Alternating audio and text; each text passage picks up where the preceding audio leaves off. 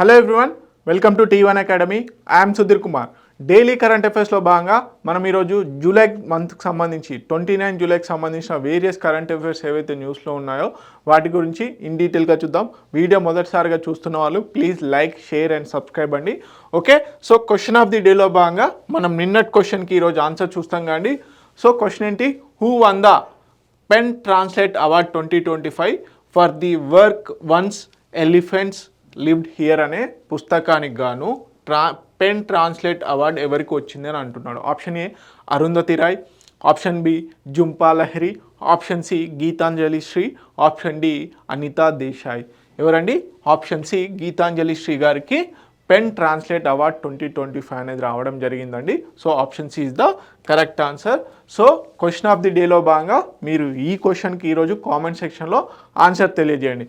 So question ఏంటి? Who among the following chaired the Standing Committee on Finance as recognized under the Honoring Parliamentary Excellence Award? Option A, Dr. Charanjit Singh Chennai. Okay. Option B, Supriya Sule. Option C, Bharaturi Mahtab. Okay, option D N K Premachandran. మనకి honorary parliamentary awards అనేది రావడం జరిగింది కదా. So దాంట్లో భాగంగా ఈ standing committee on finance ఎవరైతే ఉన్నారో ఆ చైర్మన్కి అవార్డు అనేది రావడం జరిగింది, హానరింగ్ పార్లమెంటరీ ఎక్సలెన్స్ అవార్డు అనేది. సో అతను ఎవరు అనేది బేసిక్గా అడుగుతున్నాడు. సో ఆన్సర్ అనేది మీరు కామెంట్ సెక్షన్లో తెలియజేయండి. ఓకే, లెట్స్ ఇది టుడే టాపిక్స్. ఈరోజు టాపిక్స్ కనుక చూసుకున్నట్లయితే చాలా ఇంపార్టెంట్ టాపిక్స్ అనేవి న్యూస్లో ఉండడం జరిగింది. సో ఫస్ట్ టాపిక్ వచ్చేసి లాథమ్ జీపీటీ అనేది న్యూస్లో ఉంది. సో ఈ లాథమ్ జీపీటీ ఎవరు డెవలప్ చేశారు, ఎందుకు డెవలప్ చేశారనేది చూద్దాము. నెక్స్ట్ షేప్ 2025 కాన్ఫరెన్స్ న్యూస్లో ఉంది. నెక్స్ట్ వీర్ పరివార్ సహాయత యోజన న్యూస్లో ఉంది. ఆపరేషన్ మహాదేవ్ న్యూస్లో ఉంది. దివ్యా దేశ్ముఖ్ గారు న్యూస్లో ఉండడం జరిగింది. వరల్డ్ ఫుడ్ ఇండియా 2025 కాన్ఫరెన్స్ రాబోతుంది. ఎక్కడ, ఏంటి, ఏ రోజున అనేది చూద్దాము. నెక్స్ట్ ఇథనాల్ బ్లెండింగ్ అనేది న్యూస్లో ఉంది. Okay, depleted heavy water upgradation plant అనేది ప్రైవేట్ ప్లాంట్ అనేది ఇండియాలో తీసుకురావడం జరిగింది. Okay, depleted heavy water upgradation ఏంటి అనేది చూద్దాము. Next Android earthquake alert system అనేది ఉండడం జరిగింది. సిఆర్పిఎఫ్ 87th ఫౌండేషన్ డే న్యూస్లో ఉండడం జరిగింది. వరల్డ్ హెపటైటిస్ డే 2025 యొక్క థీమ్ ఏంటి, ఏ రోజున సెలబ్రేట్ చేసుకుంటారు అనేది డీటెయిల్గా చూద్దాము.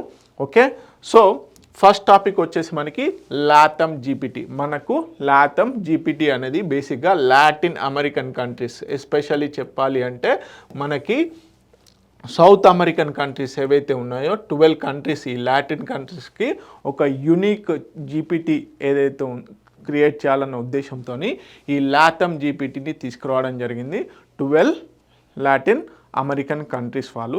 సో ఇండిజినస్గా దీన్ని డెవలప్ చేశారు. వాటికంటూ ఒక అంటే కల్చరల్ అప్గ్రేడేషన్ కోసం అని చెప్పేసి, అదేవిధంగా సంస్కృతిని పరిరక్షించడం కోసం అని చెప్పేసి, వారి యొక్క యూనిక్ లాంగ్వేజెస్ని పరిరక్షించడం కోసం అని చెప్పేసి ఈ లాథమ్ జీపీటీని 12 లాటిన్ అమెరికన్ కంట్రీస్ డెవలప్ చేయడం జరిగింది. సో ఎవరు ఏంటి అనేది చూద్దాం. Okay, Latin America's first regional AI model. మనకి చాట్ జీపీటీ మాదిరిగానే మనకి ఈ లాథమ్ జీపీటీ అనేది లాటిన్ అమెరికన్ కంట్రీస్ డెవలప్ చేసుకున్నాయి. ఓకే, 12 లాటిన్ అమెరికన్ కంట్రీస్ కోయలేషన్లో భాగంగా డెవలప్ చేశాయి. ఓకే, చిలీకి సంబంధించినటువంటి నేషనల్ సెంటర్ ఫర్ ఆర్టిఫిషియల్ ఇంటెలిజెన్స్లో దీన్ని డెవలప్ చేయడం జరిగింది. సిఏఎఫ్ డెవలప్మెంట్ బ్యాంక్, అదేవిధంగా అమెజాన్ వెబ్ సర్వీసెస్ వాళ్ళు ఈ లాథమ్ జీపీటీకి సపోర్ట్ ఇవ్వడం జరిగింది. అంటే ఆ జీపీటీ జనరేషన్లో వీళ్ళు ఎంతగానో ఉపయోగించారనమాట. ఓకే, ఇది ఏ విధంగా అంటే open source large language model based on Llama 3 ఏదైతే ఉందో, మనకి లలామా 3 జీపీటీ ఏదైతే ఉందో దాన్ని సోర్స్గా తీసుకొని లాథమ్ జీపీటీని డెవలప్ చేయడం జరిగింది ఫర్ లాటిన్ అమెరికన్ కంట్రీస్ కోసం అని చెప్పేసి. Boost AI accessibility across Latin American కంట్రీస్లో ఏఐ జీపీ ఏదైతే ఉందో దాని బూస్ట్కి ఇది ఎంతగానో ఉపయోగపడుతుంది. Okay, reflex cultural and linguistic diversity. అంటే ఈ లాథమ్ జీపీటీ ఏదైతే ఉందో అది ఇండిజినస్ లాంగ్వేజెస్కి సపోర్టివ్గా ఉండడం. మనము బేసిక్గా జీపీటీకి, చాట్ జీపీటీ కానీ జెమినీ ఏఐకి టూల్స్లో ఏ విధంగా ఇస్తాం, ఇంగ్లీష్ మోడల్లో ఇస్తాం. సో ఇప్పుడు ఈ లాథమ్ జీపీటీస్ ఏవైతే ఉన్నాయో ఈ లాథమ్ జీపీటీ వచ్చేసి 12 లాటిన్ అమెరికా కంట్రీస్కి సంబంధించిన డిఫరెంట్ లాంగ్వేజెస్లో వర్క్ చేసే విధంగా దీన్ని డెవలప్ చేయడం జరిగింది. Okay, preserve indigenous languages. Key features ఏంటి? Free and open source model, అందరికీ ఫ్రీగా ఈ బేసిక్గా ఈ లాటమ్ జీపీటీని యూజ్ చేసుకునే ఛాన్సెస్ ఉన్నాయి. So build on Llama 3 tech advanced కేపబిలిటీస్తోని. సో దీంట్లో భాగంగానే ఇనిషియల్ సపోర్ట్ వచ్చేసి ఈస్టర్ ఐలాండ్కి సంబంధించిన రపా నూయి. ఓకే, రపా నూయి ఏదైతే ఉందో ఆ లాంగ్వేజ్కి సపోర్టివ్గా ఇనిషియల్గా ఉంది. తర్వాత దీన్ని అన్ని ఇండిజినస్ లాంగ్వేజెస్, ఈ 12 అమెరికన్ లాటిన్ అమెరికన్ కంట్రీస్ ఏవైతే ఉన్నాయో వాటన్నిటికీ విస్తరించబోతున్నారు. ఓకే, లాటమ్ జీపీటీ దేనికి సంబంధించిందంటే సింపుల్గా 12 లాటిన్ అమెరికాస్ కంట్రీస్కి సంబంధించి ఏఐ ఎనేబుల్డ్ సర్వీసెస్ అనేది ప్రొవైడ్ చేయాలని చెప్పేసి, ఇండిజినస్ లాంగ్వేజెస్ని ప్రొటెక్ట్ చేయాలి అని చెప్పేసి ఈ లాటమ్ జీపీటీని డెవలప్ చేయడం జరిగింది. దీనికి టెక్నికల్ సపోర్ట్ వచ్చేసి అమెజాన్ వెబ్ సర్వీసెస్ వాళ్ళు, సిఏఎఫ్ డెవలప్మెంట్ బ్యాంక్ వాళ్ళు ఇవ్వడం జరిగింది. ఓకే, తెలుగు మీడియం అభ్యర్థులు ఎవరైతే ఉన్నారో ఒకసారి వీడియోని పాజ్ చేసుకొని ఇంపార్టెంట్ పాయింట్స్ ఏవైతే ఉన్నాయో వాటిని నోట్ చేసుకోండి. ఓకే, నెక్స్ట్ వచ్చేసి shape 2025 India's first ever hospital planning conference. Okay, hospital infrastructure ఏ విధంగా ఉండాలి, డాక్టర్ పేషెంట్ రిలేషన్షిప్ ఏ విధంగా ఉండాలి, అదేవిధంగా పేషెంట్ యాక్సెసిబిలిటీ ఏ విధంగా ఉండాలి, ప్లానింగ్ ఏ విధంగా చేయాలి ఒక హాస్పిటల్ కన్స్ట్రక్షన్కి అని చెప్పేసి ఒక డీటెయిల్డ్ కాన్ఫరెన్స్ అనేది కండక్ట్ చేయడం జరిగింది ఢిల్లీలో. సో దానికి కాన్ఫరెన్స్ పేరేంటి? షేప్ 2025. ఇది భారతదేశంలో మొదటిసారి హాస్పిటల్ ప్లానింగ్ పైన నిర్వహించినటువంటి కాన్ఫరెన్స్ అన్నమాట. సో సింపుల్గా క్వశ్చన్ ఇక్కడ ఏమడుగుతాడు, షేప్ 2025 కాన్ఫరెన్స్ ఇటీవల కాలంలో వార్తల్లో నిలిచింది. అది దేనికి సంబంధించిందంటే హాస్పిటల్ ప్లానింగ్ కోసం అని చెప్పేసి, హాస్పిటల్ బిల్డింగ్ ఇన్ఫ్రాస్ట్రక్చర్స్ ఏవైతే ఉంటాయో వాటి ప్లానింగ్ కోసం అని చెప్పేసి ఈ కాన్ఫరెన్స్ అనేది నిర్వహించడం జరిగింది. సో దీనికి సంబంధించి ఎవరు నిర్వహించారు, ఏంటి డీటెయిల్స్ అనేవి చూద్దాం. ఓకే, సస్టైనబుల్ హాస్పిటల్ ఆర్కిటెక్చర్ అంటే ప్రాపర్గా ఉండాలి, ప్లానింగ్ ఉండాలి, ఇన్ఫ్రాస్ట్రక్చర్ అండ్ ఎక్విప్మెంట్ అనేది కూడా ప్రాపర్గా ఉండాలి అని చెప్పేసి ఒక కాన్ఫరెన్స్ అనేది కండక్ట్ చేయడం జరిగింది. అదే షేప్ 2025. ఎప్పటి నుంచి ఎప్పటి వరకు? జూలై 26, జూలై 27 మధ్యలో 2025 నిర్వహించడం జరిగింది. ఎవరు నిర్వహించారు అంటే hosted by the army hospital research and referral New Delhi వాళ్ళు నిర్వహించడం జరిగింది. సో ఆర్గనైజేషన్ ఎవరు చేశారు అంటే డిపార్ట్మెంట్ ఆఫ్ హాస్పిటల్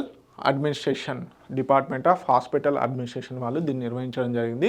దీంట్లో భాగంగా 275 పైగా డాక్టర్స్, ఇంజనీర్స్, అదేవిధంగా అడ్మినిస్ట్రేటర్స్ అండ్ ఆర్కిటెక్చర్స్ పాల్గొనడం జరిగింది. దీని యొక్క ఆబ్జెక్టివ్స్ ఏంటి అంటే ప్రధానంగా blue print based planning. So మనకి తరచుగా చూస్తూ ఉంటాం ఏదైనా యాక్సిడెంట్ అయినప్పుడు బ్లూ ప్రింట్ కావాలి అంటారు. సో ఆ బిల్డింగ్కి సంబంధించిన బ్లూ ప్రింట్ అనేది ఖచ్చితంగా ఉండాలి అని చెప్పేసి ఈ కాన్ఫరెన్స్లో పేర్కొనడం జరిగింది. Green and tech driven hospital models నిర్వహించాలి అంటే సోలార్ ఎనర్జీ బేస్డ్గా, జీరో కార్బన్ ఎమిషన్ ఓరియంటల్లో, అదేవిధంగా హాస్పిటల్ వేస్టేజ్ ఏదైతే ప్రొడ్యూస్ అవుతుందో దాన్ని ప్రాపర్గా మెయింటైన్ చేయాలి అని చెప్పేసి చెప్పడం జరిగింది. Develop a comprehensive doctrine for sustainable patient focused health care ఇన్ఫ్రాస్ట్రక్చర్ని డెవలప్ చేయాలి అంటున్నారు. సో ఈ కాన్ఫరెన్స్ వచ్చేసి ప్రధానంగా డెవలప్డ్ నేషన్ అని మనం ఎప్పుడైతే వికసిత్ భారత్ 2047 అనుకున్నామో దానికి సూచికగా ఈ conference మారబోతుందన్నమాట.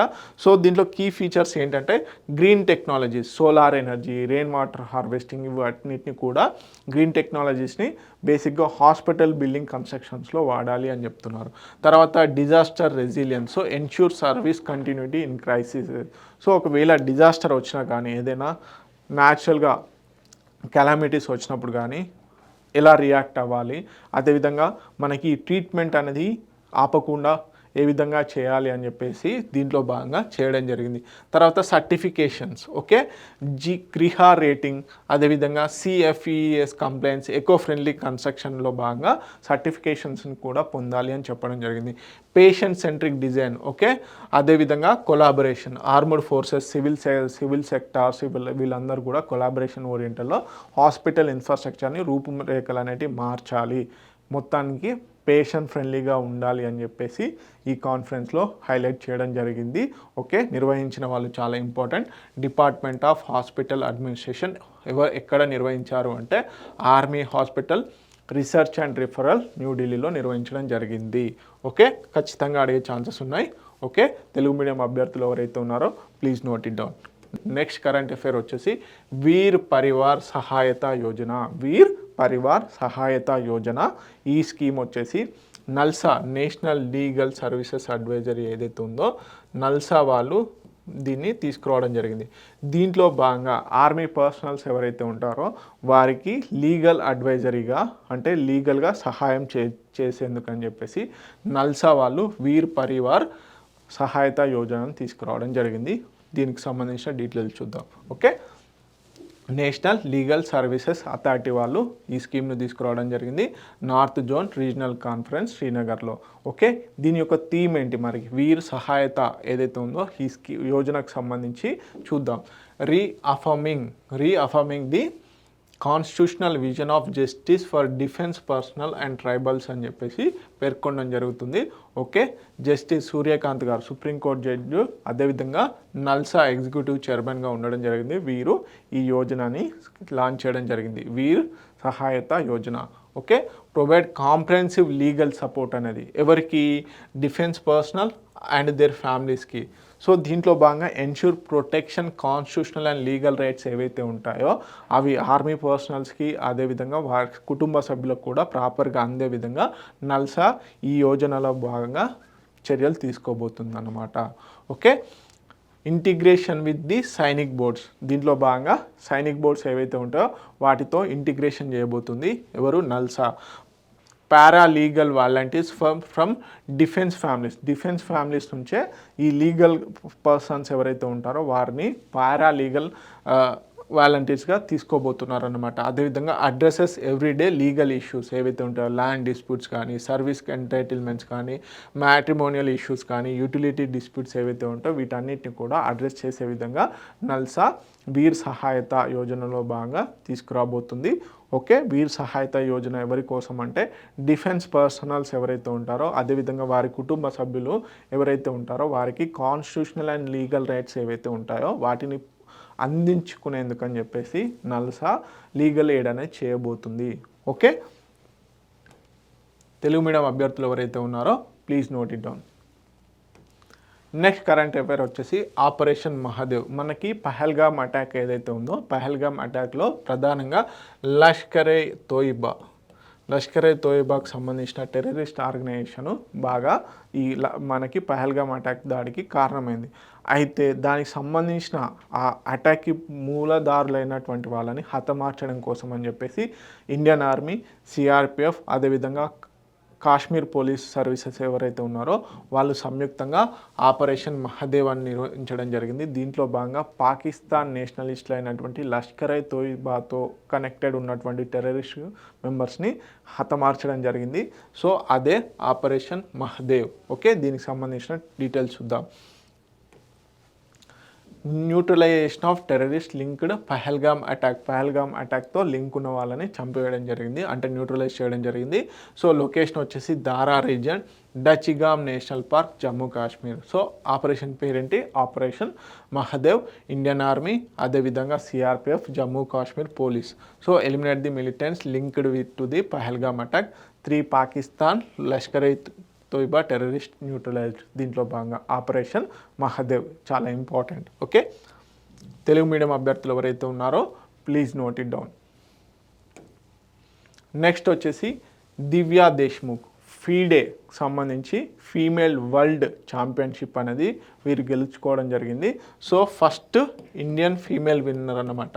So first Indian female ఎవరు, మనకి దివ్యా దేశ్ముఖ్ గారు ఫీడేకి సంబంధించినటువంటి ఫీమేల్ వరల్డ్ కప్ అనేది గెలుచుకోవడం జరిగింది. సో వీరి గురించి డీటెయిల్స్ చూద్దాం.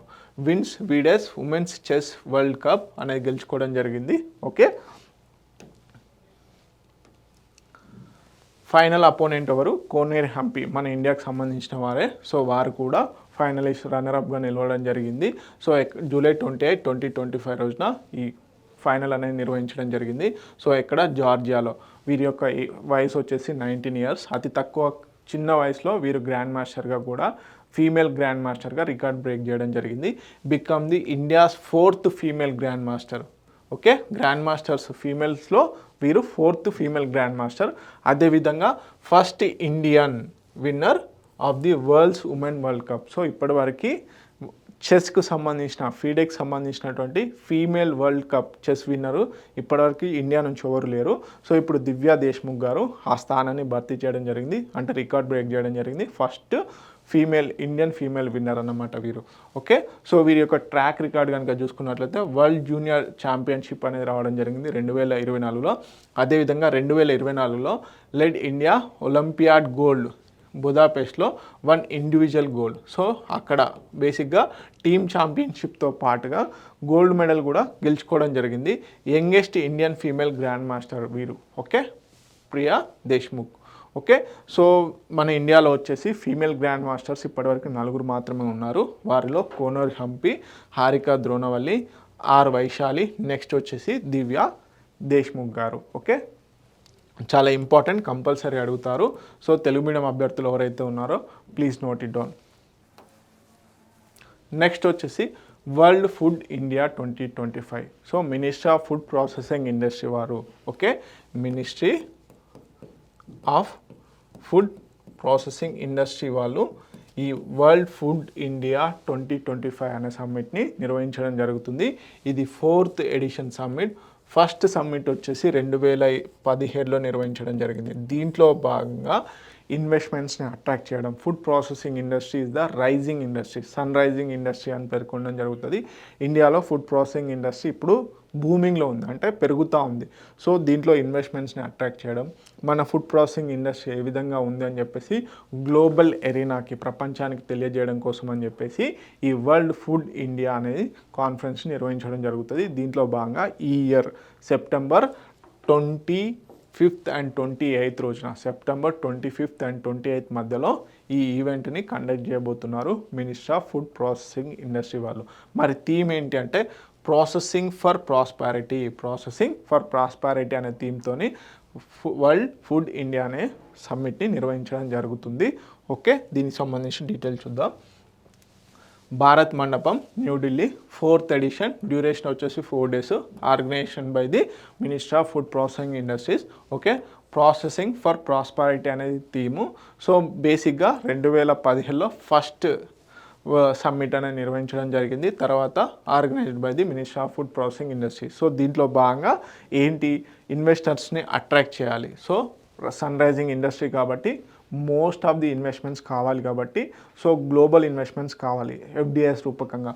సో ఇన్వెస్టర్స్ అట్రాక్ట్ చేయడము, మ్యానుఫ్యాక్చరర్స్, ప్రొడ్యూసర్స్, అదేవిధంగా టెక్నాలజీ ప్రొవైడర్స్ అందరినీ ఒక తాటికి తీసుకొచ్చి ఇండియా యొక్క ఫుడ్ ప్రాసెసింగ్ ఇండస్ట్రీ ఏ విధంగా ఉండబోతుంది, గవర్నమెంట్ ఏమేమి ఇనిషియేటివ్స్ చేయబోతుందని చెప్పేసి ఈ కాన్ఫరెన్స్లో భాగంగా, ఈ సమ్మిట్లో భాగంగా చేయబోతున్నారు అనమాట. సో ఆబ్జెక్టివ్స్ ఏంది, showcase India's diverse food culture, అదేవిధంగా attract global and domestic investment, position India as a global food processing హబ్గా ఇండియాని నిలబెట్టాలనుకుంటున్నారు.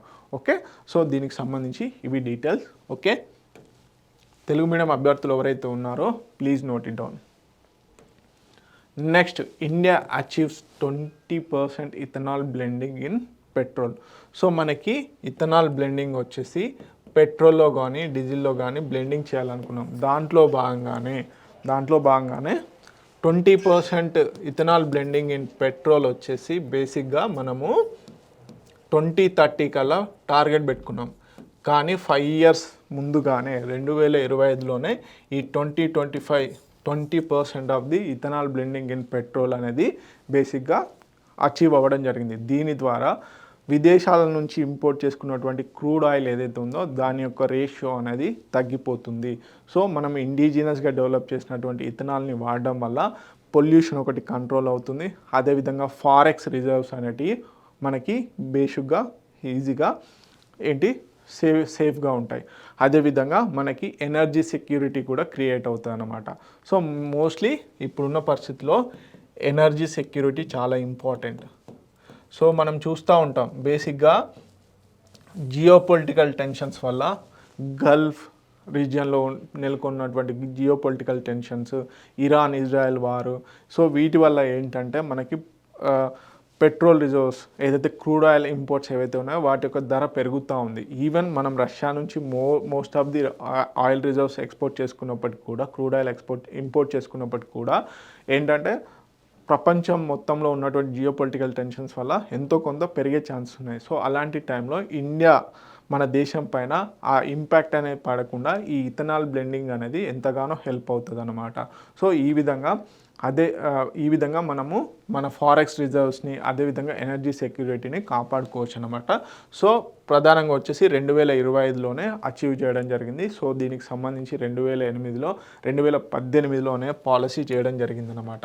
ఓకే, 5 years అహెడ్ మనము గోల్ అనేది అచీవ్ చేయడం జరిగింది. నేషనల్ పాలసీ అండ్ బయోఫ్యూయల్స్ 2018లో నేషనల్ పాలసీ అండ్ బయోఫ్యూయల్స్లో ప్రధానంగా మనము టార్గెట్ పెట్టుకోవడం జరిగింది. 2030 కల్లా ఇథనాల్ బ్లెండింగ్ చేద్దాము అని చెప్పేసి. కాకపోతే 2025లోనే అచీవ్ చేయడం జరిగింది. ఓకే, ఇథనాల్ బ్లెండింగ్ రేట్ వచ్చేసి 2014లో 1.5% ఉండేది. ఓకే, తర్వాత మనకి 2025 కల్లా 20% అయింది. సో ఇప్పుడు అప్డేటెడ్లో మనము బైక్స్ కానీ కార్స్ కానీ చూస్తున్నప్పుడు పెట్రోల్ ట్యాంక్ పైన E20 E15 అని చేయడం జరుగుతుంది. ఇథనాల్ 20 అంటే ఆ బైక్ ఇథనాల్ 20తో బ్లెండింగ్ చేసినటువంటి పెట్రోల్ కూడా సపోర్ట్ చేస్తుంది అని చెప్పేసి ఇండికేషన్ అనమాట. సో చూస్తూ ఉంటారు E20 ఇప్పుడు అడ్వాన్స్డ్ ఏవైతే ఉన్నాయో బైక్స్ వాటి మీద ఈ E20 అనే సింబల్ వేయడం జరుగుతుంది. మీరు ఒకసారి గమనించండి పెట్రోల్ ట్యాంక్స్ ఎస్పెషల్లీ. సో ఏంటంటే ప్రధానంగా ఇథనాల్తో బ్లెండ్ చేసినటువంటి పెట్రోలు ఆ బైక్ సపోర్ట్ చేస్తుంది అని అర్థం అన్నమాట. Okay, so ethanol production increase. ఒకప్పుడు 38 crores లీటర్స్ ఉండేది 2014లో. 2025లో 661.1 crore లీటర్స్ అనేది ఉత్పత్తి చేయడం జరుగుతుంది. దీని ద్వారా ఏంటి 1.3 lakhs crores అనేది ఫారెక్స్ రిజర్వ్స్ అనేది సేవ్ చేసుకోవడం జరిగింది. అంటే మనము ఇథనాల్ బ్లెండింగ్ చేయడం వల్ల పెట్రోల్ యొక్క ఇంపోర్ట్, క్రూడ్ ఆయిల్ ఇంపోర్ట్ అనేది తగ్గడం వల్ల ఏంటి మనము ఇంతవరకు 1.36 lakhs crores అనేది సేవ్ చేసుకోగలిగాము. ఓకే, ఇతర దేశాలకు సంబంధించినటువంటి క్రూడ్ ఆయిల్ మీద డిపెండ్ అవ్వకుండా మనమే ఇండిజినస్గా ఈ బయోఫ్యూయల్స్ని ప్రొడ్యూస్ చేస్తున్నాం. బయోఫ్యూయల్స్ అంటే న్యాచురల్గా స్ట్రాస్, గడ్డి, అదేవిధంగా గోధుమలు, అదేవిధంగా వేస్టేజ్ ఏదైతే ఉంటుందో దాని ద్వారా ఈథనాల్ని తయారు చేయడం జరుగుతుంది. ఎస్పెషల్లీ షుగర్ కేన్ పల్ప్, అదేవిధంగా మనకి మేజ్ పల్ప్, ఇవన్నిటి ద్వారా ఈ ఇథనాల్ని తయారు చేస్తూ ఉంటారు. సో ఆ ఇథనాల్ని బ్లెండ్ చేసి బేసిక్గా అదొక మనకి కెమికల్ రియాక్షన్స్ ద్వారా మనకి పెట్రోల్ లాగా యూజ్ అవుతుందన్నమాట. సో దానికి 20% మిక్చర్ అనేది చేయడం జరిగింది. సో అంటే 80% ప్యూర్ పెట్రోల్ ఉంటే 20% ఇథనాల్ బ్లెండ్ చేయడం జరుగుతుంది. ఓకే, తెలుగు మీడియం అభ్యర్థులు ఎవరైతే ఉన్నారో ప్లీజ్ నోట్ ఇట్ డౌన్. దీనివల్ల ఎన్విరాన్మెంటల్ పొల్యూషన్ అనేది చాలా మటుకు తగ్గుతుంది. Okay, carbon dioxide emissions, sulphur dioxide emissions అనేవి ఇథనాల్ బ్లెండింగ్ వల్ల కొంచెం తగ్గే ఛాన్సెస్ ఉన్నాయి compare with pure crude oil. Okay, next వచ్చేసి India's private test facility for depleted heavy water upgradation. So మనకి డిప్లీటెడ్ హెవీ వాటర్ అప్గ్రేడేషన్ అనేది ఏంటి అనేది చూడాలి. సో బేసిక్గా nuclear power corporation of India limited వాళ్ళు మనకి ఫస్ట్ ప్రైవేట్ టెస్ట్ ఫెసిలిటీ అనేది ముంబైలో ఏర్పాటు చేయడం జరిగింది. సో ఒక ప్రైవేట్ ఆర్గనైజేషన్కి NPCIL వాళ్ళు, national nuclear power corporation of India వాళ్ళు టెక్నికల్ సపోర్టు, అదేవిధంగా బాబా అటామిక్ రీసెర్చ్ వాళ్ళు టెక్నికల్ సపోర్ట్ ఇవ్వడం ద్వారా ముంబైకి సంబంధించిన ఒక సంస్థ మనకి ఈ ఫస్ట్ ప్రైవేట్ టెస్ట్ ఫెసిలిటీ అనేది డెవలప్ చేయడం జరిగింది. దేనికి సంబంధించి depleted heavy water upgradation. So మనకి ప్రెషరైజ్డ్ హెవీ వాటర్ రియాక్టర్స్ మనము న్యూక్లియర్ పవర్ ప్లాంట్స్లో బాగా చూస్తాం. Pressurised heavy water reactor plants. So దీంట్లో మోడరేటర్గా లేదంటే మనకి కూలెంట్గా వాటర్ని వాడుతూ ఉంటాం. కూలెంట్గా ఆ ఏవైతే రియాక్టర్స్ ఉంటాయో వాటి యొక్క వేడిని తగ్గించడం కోసం అని చెప్పేసి, రియాక్టర్స్ యొక్క వేడిని తగ్గించడము, రేడియేషన్ని తగ్గించడం కోసం అని చెప్పేసి మోడరేటర్గా లేదంటే కూలెంట్గా వాటర్ని వాడుతూ ఉంటాం. సో ఆ వాటర్ ఏదైతే ఉంటుందో ఒకసారి యూజ్ చేశాక దాని యొక్క ఎఫిషియన్సీ అండ్ దాని యొక్క మినరల్స్ని కోల్పోతుంది. దాన్ని డిప్లీటెడ్ వాటర్ అంటారు. సో ఆ డిప్లీటెడ్ వాటర్ ఏదైతే ఉంటుందో దాన్ని మళ్ళీ రీఛార్జ్ చేయడంనే మనము బేసిక్గా డిప్లీటెడ్ హెవీ వాటర్గా పేర్కొనడం జరుగుతుంది. ఓకే, అప్గ్రేడేషన్గా పేర్కొనడం జరుగుతుంది. ఓకే, డిప్లీటెడ్ హెవీ వాటర్ అప్గ్రేడేషన్గా పేర్కొనడం జరుగుతుంది. So let's see in detail. Okay, Mumbai మహారాష్ట్రలో ఫస్ట్ ప్రైవేట్ ఆర్గనైజేషన్ ఎస్టాబ్లిష్ చేశారు టేమా ఇండియా లిమిటెడ్ వాళ్ళు. Okay, TEMA India Limited. So దీంట్లో భాగంగా టెక్నాలజీ ట్రాన్స్ఫర్ వచ్చేసి బాబా అటామిక్ రీసెర్చ్ వాళ్ళు ఇస్తే nuclear power corporation of India వాళ్ళు వచ్చేసి ఈక్విప్మెంట్ ఆర్డర్స్ అనేవి ఇవ్వడం జరిగింది. So depleted heavy water upgradation అంటే చెప్పాను కదా, మనకి హెవీ వాటర్ ఏవైతే ఉంటాయో డిటిఓ, ఓకే, ఆ హెవీ వాటర్ బేసిక్గా న్యూక్లియర్ రియాక్టర్స్ని కూలెంట్గా మోడరేట్స్గా వాడడం జరుగుతుంది. దాని తర్వాత ఒకసారి వాడిన తర్వాత దాని యొక్క ఎఫిషియన్సీ కోల్పోవడం జరుగుతుంది. After uses its loses efficiency and needs reenrichment. So దాన్ని డిప్లీటెడ్ హెవీ వాటర్గా పేర్కొంటారు. సో డిప్లీటెడ్ హెవీ వాటర్ ఏవైతే ఉంటాయో వాటిని అప్గ్రేడ్ చేయడానికి ఈ ఫెసిలిటీని బేసిక్గా చేయనున్నారు. Okay, testing distillation columns and activated phosphor bronze modules అనేటి ఈ టెమా ఇండియా లిమిటెడ్ ఏదైతే ఉందో వాళ్ళు డెవలప్ చేయడం జరిగింది. సో దాంట్లో భాగంగా ఫస్ట్ టెస్ట్ ప్రైవేట్ ఆర్గనైజేషన్ అనేది ఇదన్నమాట, టెమా ఇండియా లిమిటెడ్. ఎక్కడ ఏర్పాటు చేశారు?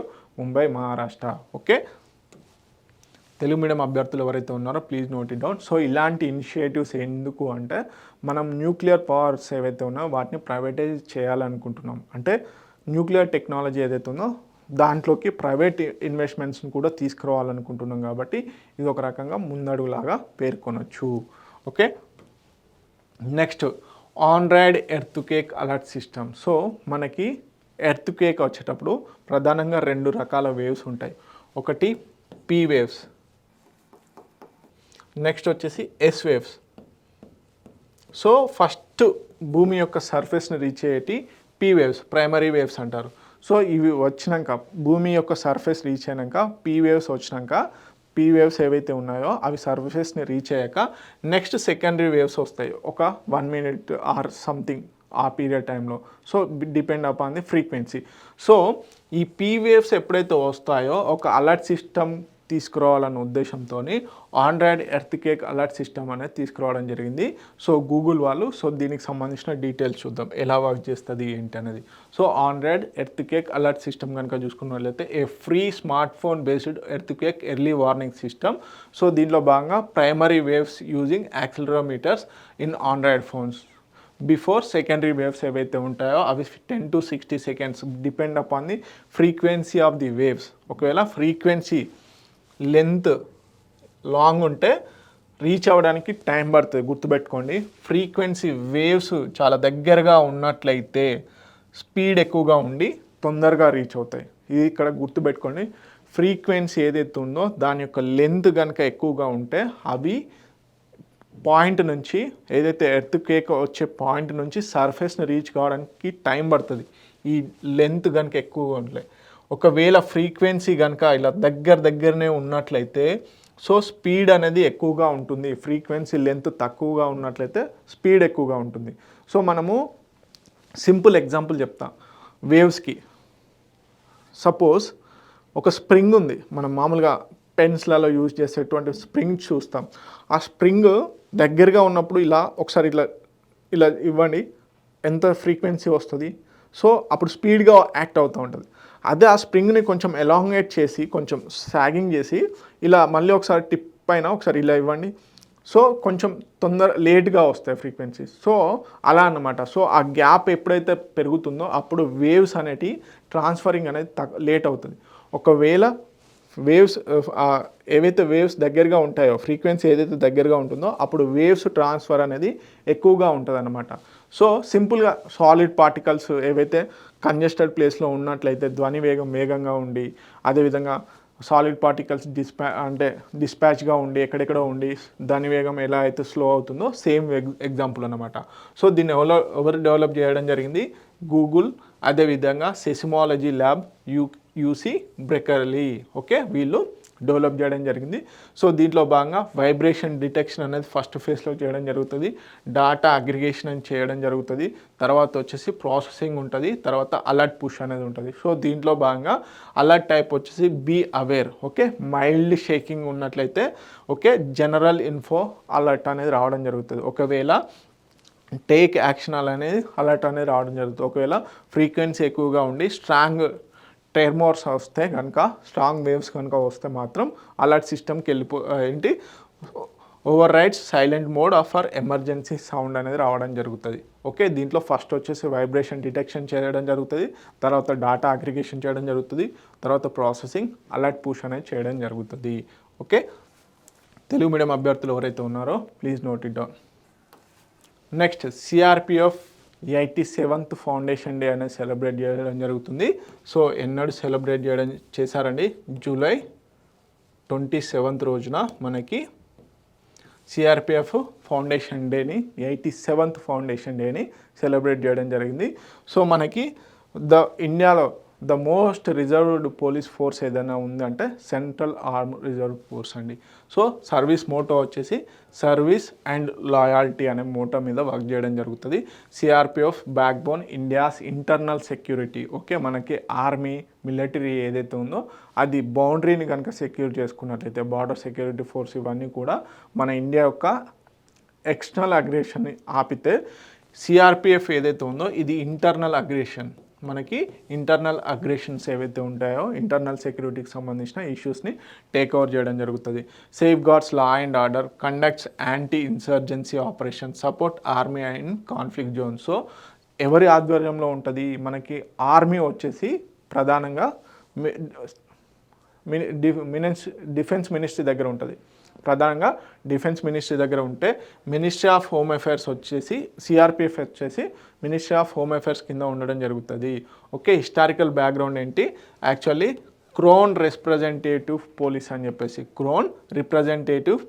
చెప్పేసి జూలై 27th 1939లో ఏర్పాటు చేశారు. తర్వాత 1949 డిసెంబర్ 28 1949లో సెంట్రల్ రిజర్వ్డ్ పోలీస్ ఫోర్స్గా వయా పార్లమెంట్ యాక్ట్ ద్వారా ఏర్పాటు చేయడం జరిగింది. సో తర్వాత వచ్చేసి ఇండియాస్ ఫస్ట్ హోమ్ మినిస్టర్ అయినటువంటి సర్దార్ వల్లభాయ్ పటేల్ గారు దీనికి కీ ఆర్కిటెక్చర్గా పేర్కొనడం జరుగుతుంది అన్నమాట. ఓకే, సర్వీస్ మోటో చాలా ఇంపార్టెంట్, అదేవిధంగా ఫార్మేషన్ డే కూడా చాలా ఇంపార్టెంట్, ఇయర్ కూడా ఇంపార్టెంట్. ఫస్ట్ వచ్చేసి క్రోన్ రిప్రజెంటేటివ్ పోలీస్గా నియమించడం జరిగింది, తర్వాత పార్లమెంట్ యాక్ట్ ద్వారా సిఆర్పిఎఫ్గా పేరు మార్చడం జరిగింది. ఓకే, తెలుగు మీడియం అభ్యర్థులు ఎవరైతే ఉన్నారో please note it down. Next వచ్చేసి world hepatitis day 2025. Every year కూడా జూలై 28th రోజున వరల్డ్ హెపటైటిస్ డేని సెలబ్రేట్ చేయడం జరుగుతుంది. బేసిక్గా hepatitis A, B, C, D, E అని చెప్పేసి వేరియంట్స్ ఉంటాయి. సో ఈ హెపటైటిస్ వ్యాధి పైన అవేర్నెస్ క్రియేట్ చేయడం కోసం అని చెప్పేసి ఈ హెపటైటిస్ డేని సెలబ్రేట్ చేయడం జరుగుతుంది. ఓకే, ఈ ఇయర్ థీమ్ ఏంటి, hepatitis let's break it down అని చెప్పేసి ఈ year theme. Okay, let's break it down, prevention, testing and treatment అనేది ఈ ఇయర్ థీమ్ అన్నమాట. సో హెపటైటిస్ సి వచ్చేసి క్యూరబుల్, అదేవిధంగా hepatitis B is vaccine preventable. Okay, so ఇది వేరియస్ మెడిసిన్ ద్వారా క్యూర్ చేయవచ్చు. ఇది వచ్చేసి హెపటైటిస్ బి వచ్చేసి వ్యాక్సిన్ ద్వారా ప్రివెంట్ కూడా చేయవచ్చు అన్నమాట. ఓకే, దీనికి సంబంధించిన హైలైట్స్ చూద్దాం. Hepatitis let's break it down అనేది 2025 theme.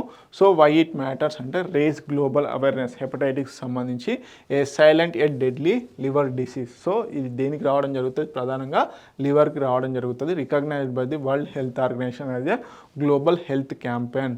So eliminates by the 2030 కల్లా హెపటైటిస్ని ఎలిమినేట్ చేయాలనుకుంటున్నారు. దీంట్లో భాగంగా ఎర్లీ డిటెక్షన్ చేయాలి, వ్యాక్సినేషన్ అండ్ ప్రివెన్షన్ చేయాలి, యాక్సెసిబుల్ ట్రీట్మెంట్ చేయాలి, పబ్లిక్ ఎడ్యుకేషన్. సో ఈ ప్రధానమైనటువంటి థీమ్స్ పైన 2030 కల్లా హెపటైటిస్ అనే వ్యాధిని బేసిక్గా ఎలిమినేట్ చేయాలనుకుంటున్నారు.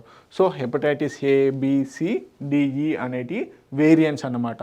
సో స్ప్రెడ్ ఏ విధంగా అవుతుంది, హెపటైటిస్ ఏ వచ్చేసి కంటామినేటెడ్ ఫుడ్ అండ్ వాటర్ ద్వారా, హెపటైటిస్ బి వచ్చేసి బ్లడ్, సెక్స్, చైల్డ్ బర్త్ ద్వారా కూడా హెపటైటిస్ బి స్ప్రెడ్ అవుతుంది. హెపటైటిస్ సి వచ్చేసి అన్సేఫ్ ఇంజెక్షన్ అండ్ బ్లడ్ ద్వారా హెపటైటిస్ సి అనేది రావడం జరుగుతుంది. ఓకే, హెపటైటిస్ డి వచ్చేసి ఓన్లీ విత్ హెచ్బివి. నెక్స్ట్ వచ్చేసి హెపటైటిస్ ఈ వచ్చేసి కంటామినేటెడ్ వాటర్ ద్వారా ఇవి స్ప్రెడ్ అవ్వడం జరుగుతుంది. So key facts, self limiting ఇవన్నీ కూడా ప్రికాషన్స్ అన్నమాట. సో ప్రధానంగా hepatitis C and hepatitis B deadly diseases ప్రధానంగా. కాకపోతే హెపటైటిస్ బిని వ్యాక్సినేషన్ ద్వారా ప్రివెంట్ చేయవచ్చు, మెడిసిన్ ద్వారా హెపటైటిస్ సిని క్యూరబుల్ చేయవచ్చు. ఓకే, ప్రధానంగా దేనికి వస్తుంది అంటే liver disease, especially unhygiene conditions ఉండడం వల్ల. ఓకే, అన్హైజీన్ కండిషన్స్ వల్ల. ఓకే, తెలుగు మీడియం అభ్యర్థులు ఎవరైతే ఉన్నారో ప్లీజ్ నోట్ ఇట్ డౌన్. ఇవ్వండి ఇంపార్టెంట్ కరెంట్ అఫైర్స్. మరిన్ని ఇంపార్టెంట్ కరెంట్ అఫైర్స్ కోసం T1 అకాడమీ యూట్యూబ్ ఛానల్ని ఫాలో అవ్వండి. అదేవిధంగా వివిధ పోటీ పరీక్షలకు ఉపయోగపడేలా అన్ని సబ్జెక్ట్స్ని ఫ్రీగా అందిస్తున్నటువంటి ఏకైక channel T1 academy. So please subscribe to T1 academy and also share this video. Please like. Thank you so much.